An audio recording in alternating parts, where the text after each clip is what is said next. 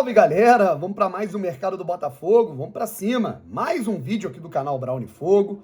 Absolutamente tudo sobre Botafogo de futebol e regatas. E tem novidade, hein, moleque? As coisas aconteceram aí de ontem para hoje, né? Tem busca aí por alguns jogadores, né? Algumas posições aí que são prioridades, né? Temos aí, pelo menos aqui, 5 situações aqui pra gente falar, tá certo? Eu sempre anoto, né, cara? É tanta coisa, é tanto nome e tal, pra gente não ficar confundindo. Eu anoto aqui a moda antiga, aqui é jornalismo antigo, tá? Beleza? Se inscreve aqui no canal, deixa seu like, ativa o sininho pra você não perder nenhuma novidade. Galera, pô, aqui o canal Brown Fogo, cara, assim, pra quem me acompanha há muito tempo, né, me conheceu há pouco, essa vida é maneira, né, cara? Porque, tipo assim, você já tá há um tempo, né, produzindo conteúdo sobre futebol, sobre Botafogo, e tem uma galera que, por exemplo, ela pode ter te conhecido semana passada, semana retrasada, não te conhecia, pô, tô conhecendo o seu trabalho agora. Em breve eu conto aí um pouquinho mais sobre a minha história, né, o que eu já fiz, o que eu deixei de fazer, né? E aí, como tem muita gente nova chegando aqui antes da gente começar aqui o nosso conteúdo, né, pelo que eu vi aí nos últimos 30 dias, 60% do público aqui, dos espectadores do canal Brown Fogo, dos vídeos, não é inscrita no canal. Então, dá uma moral, beleza? Se inscreve aí e ativa o sininho, que toda vez que eu publicar um vídeo vai aparecer, opa, Brown chegou, vai estar dando a sua opinião lá sobre o Botafogo, beleza? E vocês ficam aí perguntando as camisas e time e tudo mais, essa daqui é da Argélia, rapaziada. É isso, tá batendo um treininho ali agora com ela. Vamos lá, gente. Primeiro de tudo, né, voltando para o ponto que a gente trouxe aí sobre a questão do Anselmi, né, digamos assim, da maneira que ele assumiu, junto com o departamento de futebol do Botafogo, as rédeas, assim, digamos, da negociação, a participação, a proatividade dele nas contratações, beleza?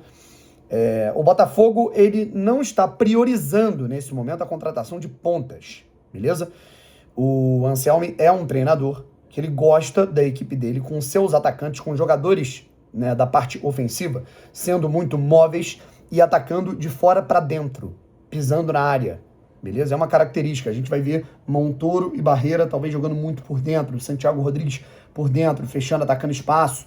É uma mobilidade muito grande entre eles, enquanto os laterais vão fazer talvez ali, ó, né, o corredor, tá certo? Claro que em alguns momentos os jogadores ali vão para um, né, enquanto o lateral vai fechar um pouco mais, isso acontece, mas essa é a tônica. Por isso que, por exemplo, o Mendonça, que é aquele ponta bem aberto, acabou não sendo priorizado, tá certo? A gente trouxe aí que os outros jogadores aí que o Botafogo estava priorizando, né, que era o Bicalho, né, ex-Cruzeiro, o Romão, também não eram prioridades, mas um deles acabou, digamos assim, que o scout trouxe pro Anselmo e falou, cara, esse jogador aqui eu acho que é importante, ele pode contribuir, é importante você ter um cara com esse poder de marcação no elenco, porque nesse momento a gente não tem nenhum, que é o Romão. Então o Romão, o Botafogo segue tentando, apesar de, digamos assim, não ser uma prioridade dentro do sistema de jogo, né, o Romão segue sendo um desejo do Botafogo, tá certo? E eu acho que em algum momento vai acontecer.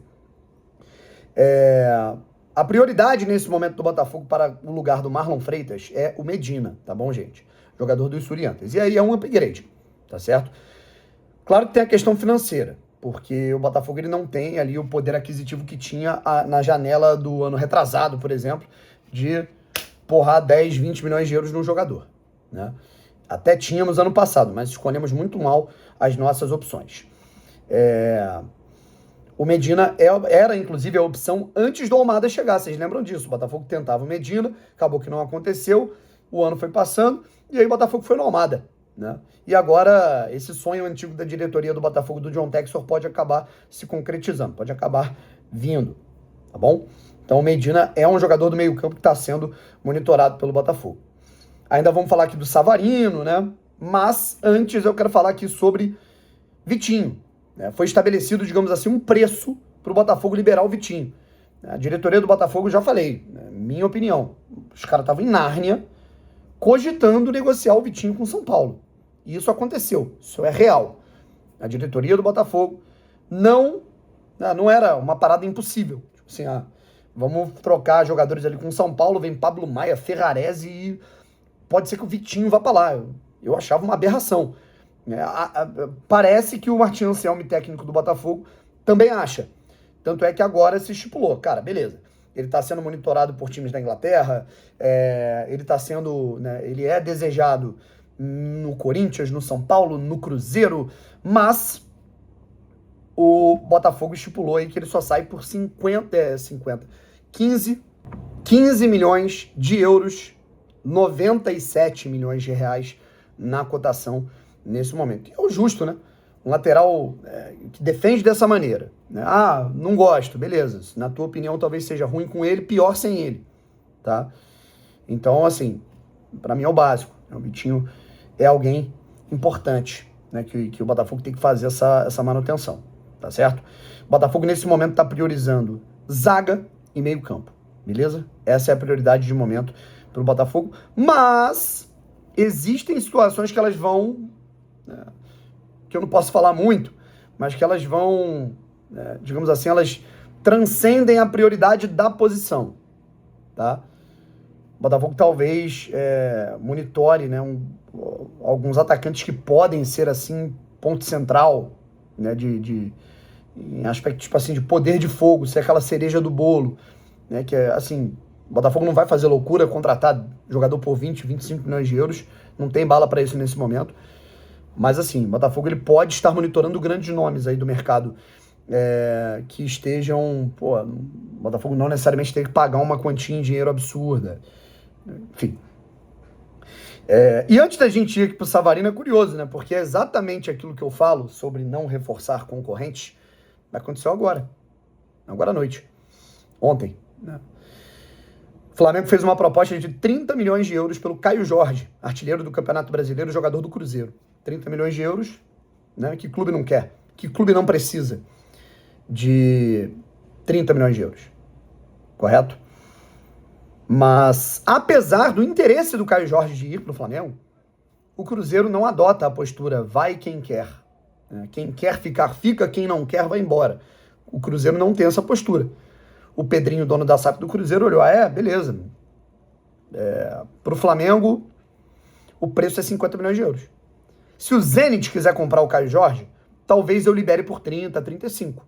Mas para o Flamengo, que vai disputar Libertadores comigo, vai disputar Brasileiro comigo, vai disputar Copa do Brasil comigo, quiser levar o meu artilheiro, 50 milhões de euros. Pelo menos resolve a minha vida financeira aqui.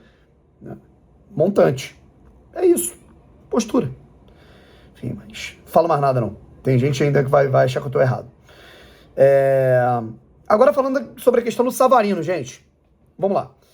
JP Fragoso, do Globo, trouxe a informação de que o Savarino estava sendo envolvido numa negociação com o Corinthians. A gente trouxe ontem essa informação de que o Corinthians, de fato, tinha um interesse no Savarino. Ponto. Savarino está de férias, está na Venezuela, está com a família. O Savarino, ele não tem um empresário próprio, mas ele tem, digamos assim, intermediários que fazem ali as sondagens, né, e especulam ele em alguns mercados, como, por exemplo, esses intermediários estavam tentando levar o nome desesperadamente dele para o mundo árabe porque estavam querendo fazer dinheiro. Eu contei isso no meu último vídeo, tá certo? Mas o Corinthians, apesar de estar ciente que o Savarino está de férias e não está querendo falar de trabalho por agora, só quando virar o ano, o Corinthians entrou em contato com o Botafogo, tá certo? A gente já tem aí o Marcelo Paes, novo diretor executivo do Corinthians, trabalhando, o vice do Corinthians, né? Ligando pro Brito, né? Ligando pro Léo Coelho e falando, cara, a gente tem interesse no Savarino, vocês têm interesse em negociá-lo? O Botafogo não considera o Savarino inegociável, tá, gente? Esse é um ponto, beleza? Há quem ache isso uma loucura, há quem fique em cima do muro, há quem concorde. Fato é que o Botafogo encara que o 2025 do Savarino, ele foi muito ruim, dadas as expectativas que você tem no Savarino. E eu concordo. Assim, eu acho que o que se paga pelo Savarino, a expectativa que se tem nele e o 2025 dele foi muito ruim. Sabe? Eu acho que o 2025 do Savarino foi, acho que a palavra é decepcionante. Beleza que ele fez um golaço aqui, outro ali, deu a assistência naquele jogo contra o Paris Saint-Germain, muito boa pro gol do Igor Jesus, mas é um cara que, se você pegar o que foi o Savarino em 2024 e o que foi o Savarino em 2025, é irreconhecível, sabe? E o Botafogo tem uma leitura de que a custo-benefício, o Savarino ele está rendendo menos do que outros jogadores que custam menos, entende? Então, o Botafogo ele se deu ao direito de olhar para a situação do Savarino, do interesse do Corinthians, e falar, tá, vamos ver o que a gente pode fazer. A mesma coisa no São Paulo. Ah, o São Paulo quer o Savarino, beleza, vamos ver o que vocês mandam pra gente e tal. E a informação inicial é de que o Corinthians queria envolver o Félix Torres, né, que é um zagueiro equatoriano, que inclusive o Corinthians tá correndo o risco até de sofrer o transfer ban, porque não pagou o Santos Laguna, né, por ele. Só que assim, embora eu também ache, né, que ele é um zagueiro limitado, mas ele foi muito mal no Corinthians porque as coisas não aconteceram, ele sentiu a pressão ali, não foi bem. Mas eu acho loucura, né, querer trocar o Savarino pelo Félix Torres. E agora existe ali, digamos, uma situação de que o Botafogo inseriu 2 nomes que interessam. Aí a gente entra naquela situação de o Botafogo prioriza hoje um zagueiro pelo lado direito e um volante, um camisa 5. Além de também tentar um camisa 8. Mas são eles, Gustavo Henrique e Ranielli. Assim, cara, trocaria o Savarino por esses 2, mais um dinheiro? Não sei, depende do dinheiro. Ranielli é muito bom jogador, eu gosto bastante, me agrada, eu acho que é um jogador que tem qualidade para sair e tem uma marcação muito boa, coisa que o Botafogo não tem um cão de guarda hoje. Não acho que é jogador nível Gregory, mas eu acho que pro Botafogo contratar um jogador nível Gregory, teria que ter mais dinheiro do que se tem hoje. Mas assim, me preocupo que o Ranielli teve muitas lesões esse ano. Apesar dele ser muito bom jogador, ele teve muito mais lesões que o normal. O Gustavo Henrique já não me agrada. Eu não acho ele a merda que, por exemplo, a torcida do Flamengo achava quando ele jogava lá. Mas eu também não acho ele um baita zagueiro, como parte da torcida do Corinthians também acha. Eu acho que é um zagueiro que oscila às vezes, é muito bom no jogo aéreo, inclusive meteu gol no Botafogo agora recentemente. Mas, sei lá, né? Tudo bem que o titular, né, digamos, é o Caio Pantaleão. Mas o Caio a gente não sabe quando é que ele vai voltar, porque a lesão dele foi muito grave. Então, assim, o Botafogo ele não vai contratar um cara com status de puta zagueiro agora. A não ser que voltasse o Jair, que eu acho muito difícil. Mas a situação é essa, né? O Gustavo Henrique, Ferrarese, que são zagueiros de nível ok, dentro do cenário da Série A do futebol brasileiro. Que é aquele cara que ele vai ser titular / compor elenco. Então, enfim, essas são as notícias nesse momento. Tá certo, pessoal? Bom, é isso. Forte abraço, tamo junto, até a próxima e fui.